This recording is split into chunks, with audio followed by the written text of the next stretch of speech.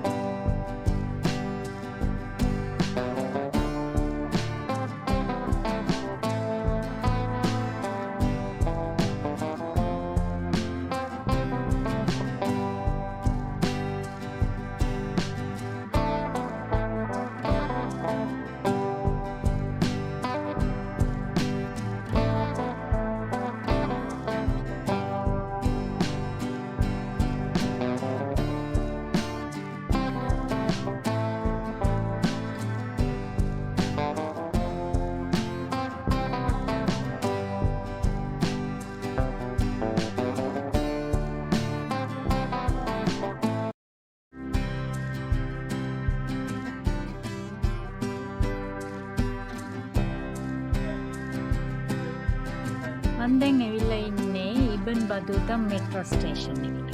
මම මැක්ස් එකකින් නැගලා ජබලැලිවල් මෙට්‍රෝ ස්ටේෂන් එකකින් බැලුවා. ඊට පස්සේ UAE එක්ස්චේන්ජ් පැත්තට ඇවිල්ලා මං ආවා UAE එක්ස්චේන්ජ් මෙට්‍රෝ එකේ ඉබන් බදූතා මෙට්‍රෝ ස්ටේෂන් එක. දැන් මං ඉන්නේ ඉබන් බදූතා මෙට්‍රෝ ස්ටේෂන් එකේ. මං අද යන්න හදන්නේ ඩුබායි වල ප්‍රසිද්ධ තැනක් වන රිවර්ලෑන්ඩ් වලට. හරි, අපි බලමු දැන් මෙතනින් එහාට රිවර්ලෑන්ඩ් වලට යන්නේ කොහොමද කියලා. යමු අපි.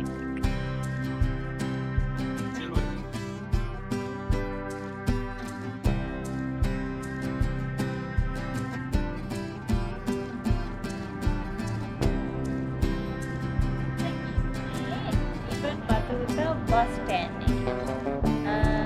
අර පැත්තට පොඩ්ඩක් බලුවොත් පේනවා එතන තමයි ඉබන් බදූතා මෝල් එක තියෙන්නේ. ඊපස්සේ මම දැන් ඉන්නේ ඉබන් බදූතා බස් ස්ටෑන්ඩ් එකට. අපි දැන් යන්නේ රිවර්ලෑන්ඩ් වලට බස් එකේ. අපි ගිහිල්ලා බලමු උන බස් එකේට යන්න.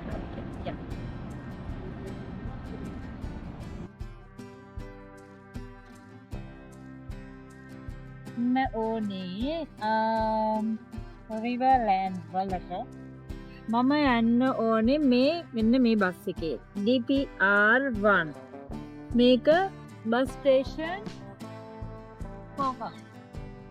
නම්බර් 5 වලට ඇවිල්ලා ඉන්නවා. මෙතනින් තමයි බස් එක පටන් ගන්නෙ. බස් එකේ නම්බර් එක තමයි DPR1. තාම නම් බස් එක ඇවිල්ලා නැහැ. අපි බලමු ටයිමින් කොහොමද කියලා බස් එක එනවා.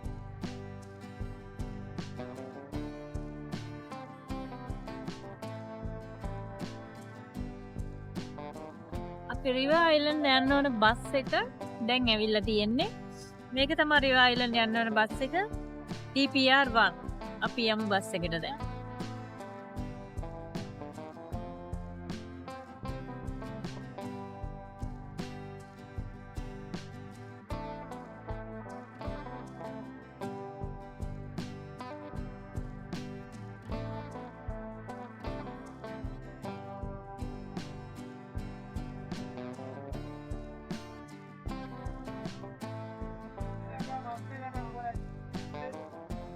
අපි දැන් ඇවිල්ලා ඉන්නේ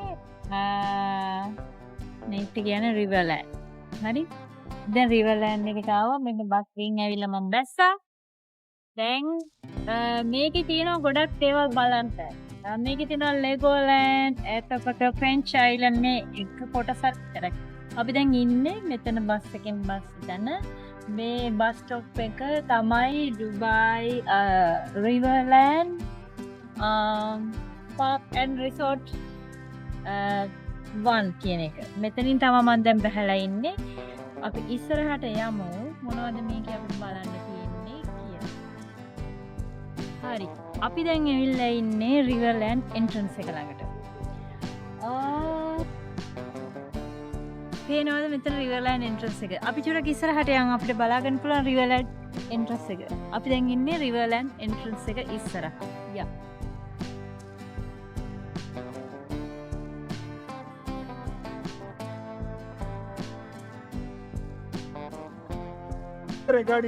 හරි. අපි දැන් ඉන්නේ රිවර්ලෑන්ඩ් එන්ට්‍රන්ස් ගේට් එක ඉස්සරහ. ඔයගොල්ලන්ට පේනවා ඇති මේක ඉන්නේ රිවර්ලෑන්ඩ් එන්ට්‍රන්ස් ගේට් එක. අපි ඇතුළට ගිහිල්ලා බලමු මොනවද තියෙන්නේ කියලා. යමු.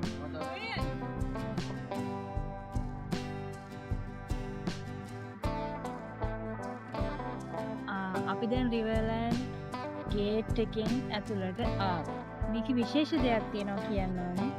මේකේ එන්ට්‍රන්ස් එක ෆ්‍රී. හරිද? මේකට ඕන කෙනෙක්ට ඇතුළට එන්න පුළුවන් නොමිලේ. කිසිම ගාස්තුවක් අය කරන්නේ නැහැ. පියන් ඉස්සරහට මං දෙන ගොඩක් දේවල් තියෙනවා බලන්න. යමු.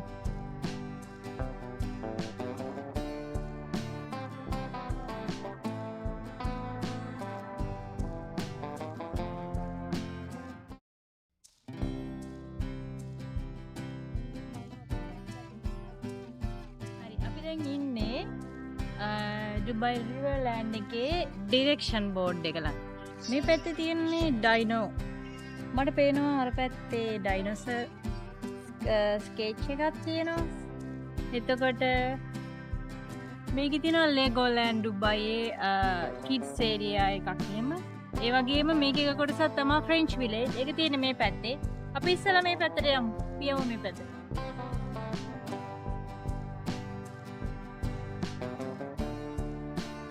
යාළුවෙක් ඉන්නවා. අපි බලමු කවුද කියලා.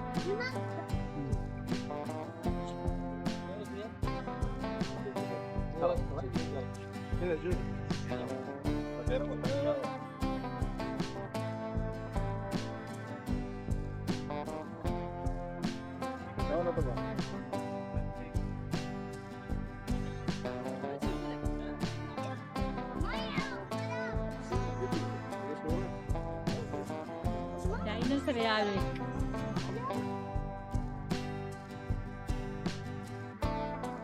හරි අපි දැන් ඉන්නේ ලෙගෝලෑන්ඩ් එක ඉස්සරහා. මේ තියෙන්නේ මේ පැත්තේ ලෙගෝලෑන්ඩ් එක. මේක කිඩ් පාක් ඒරියා එකක්. මේකේ ඔක්කොම පාක් විතරක් නෙමෙයි. මේකේ තමයි හැමදේම කානිවල් තියෙන්නේ. හැම දෙයක්ම තියෙන්නේ. මේක හැබැයි ඕපන් කරන්නේ හවසට. මෙතනින් එහාට මේකේ ඇතුළට යනවා නම් ඇත්තටම ටිකට් ගන්න ඕනේ. ඒකේ ඇතුළේ තියෙන දේවල් වලට මුදල් අය කරනවා. ඒක ඕපන් කරලා නෑ තාම. ඒක හවසට රැට තියෙන්නේ. අපි යමු ෆ්‍රෙන්ච් විලේජ් එක පැත්තට.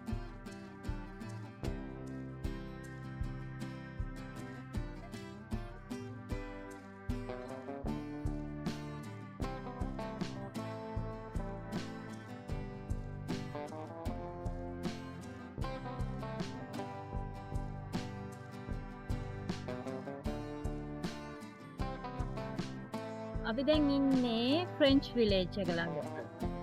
මේ මගේ පිටිපස්සෙන් පේන්නේ ෆ්‍රෙන්ච් විලේජ් එක. ෆ්‍රෙන්ච් විලේජ් ඇත්තටම මේක ප්‍රංශ ගම්මානයක ආකෘතියට තමයි හදලා තියෙන්නේ. මේ පරිසරයට ආවහම හිතෙනවා ඇත්තටම මේ ඩුබයිද කියලා. අර කාන්තාර ප්‍රදේශයේ අපි කාන්තාරයේ අර ලොකු බිල්ඩින් අතර ඉඳලා මේ වගේ තැනකට එනකොට එකපාරම පරිසරය මාරු වෙනවා. කොළ පාටයි. ඇත්තටම හිතනවා මේ ගොඩනැගිලි මේ නිර්මාණ දැකපුවාම අපි මේ ඉන්නේ ඇත්තටම ඩුබායි වලද කියලා. බලන්න ලස්සන පරිසරයක්. ඇත්තටම ලස්සනයි. හරිම ලස්සන නිර්මාණයක් මේක.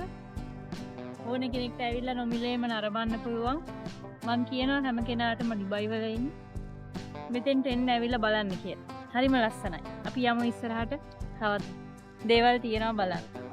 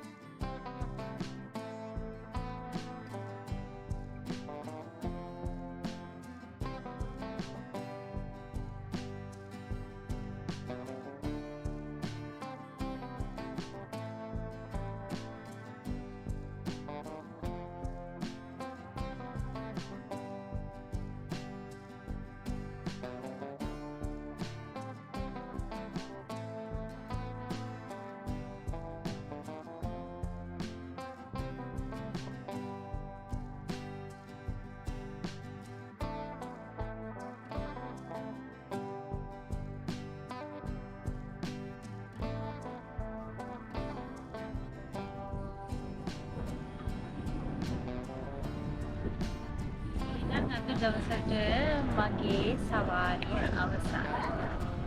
මම දැන් යන්න හදන්නේ.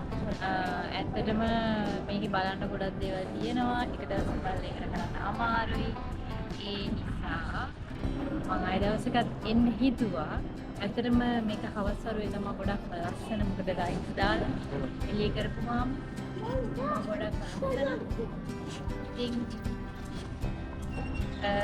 දැන් තමයි කට්ටිය ගොඩක් එන්නේ. ඇත්තටම මට පේනවා පිටිපස්සෙන් දැනෙන පිටසක් වෙනවා මේක ඇත්තටම. මොකද මේකේ